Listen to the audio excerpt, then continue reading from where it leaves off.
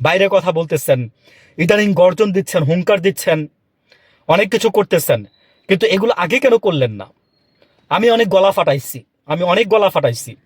আমার গলা এমনিও ফাটা। তো বলছি, অনেক চিল্লাইছি।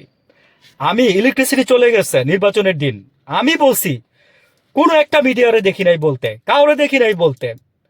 মানে 15 দিন না 20 দিন পরে জামাতার আমির একদিন বলতেছে যে ইলেকট্রিসিটি নিয়ে আপনারা যা করছেন সেদিন নির্বাচনের দিন সকালবেলা।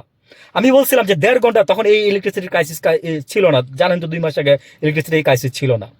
তখন বলতে কি লজ্জা পাচ্ছিলেন জামাতার আমির? বলছিলাম সরকার ক্ষমতায় আসলে আপনাদের সমালোচনা করবো, ইচ্ছা ছিল খুব, পারি নাই। আজকে গুপ্ত সুপ্ত নিয়ে মনে করেন যে আপনারা একটা মারামারি লাগাই দিচ্ছেন দেশটার মধ্যে, পায়ের গোড়ালি কেটে দিচ্ছে। হ্যাঁ, মানে আপনাদের যে ব্লেম ছিল সেটা ছাত্রদল বা অন্য কেউ কে করছে, মানে ছাত্রদল করছে না আওয়ামী লীগ করছে, যদিও ছাত্রদল বলতেছে যে ওরা করছে, ওরা বলতেছে ওরা করছে। আবার এটাই আপনারা আবার গিয়ে খাম্বাই লিখছেন গুপ্ত। হ্যাঁ, তখন আবার আবার ওরা ওরা খেপছে। তো আমরা কি ভাই, আমরা কি মাঝখানে শিলপাটার মাঝখানে কি আমরা মরিচ আসছিলাম?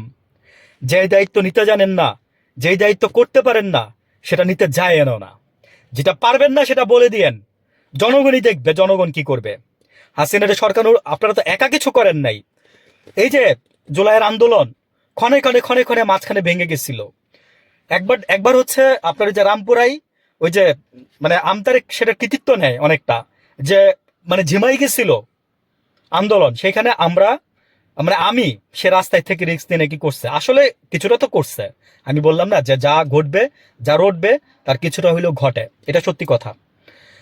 তারপরে আরো কিছু বলি, আন্দোলন থেমে গেছিল মাঝখানে, প্রাইভেট ইউনিভার্সিটির ছেলে মেয়েরা যখন নাকি তারপরে তারা নতুন করে মানে আন্দোলন আবার চাঙ্গা করে।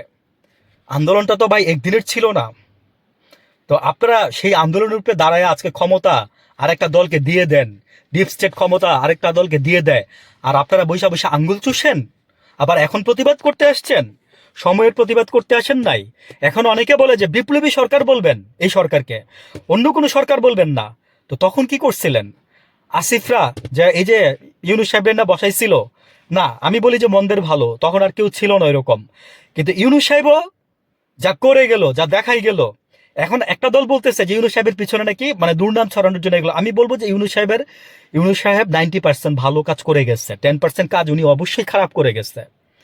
আমি সবসময় ন্যায়টা বলে যাই, কার উপরে গিয়া পড়লো সেটা আমি জানি না, কার উপরে গিয়া মানে ইম্প্যাক্ট পড়বে সেটা আমি জানি না, আমি ন্যায়টা বলে যাই।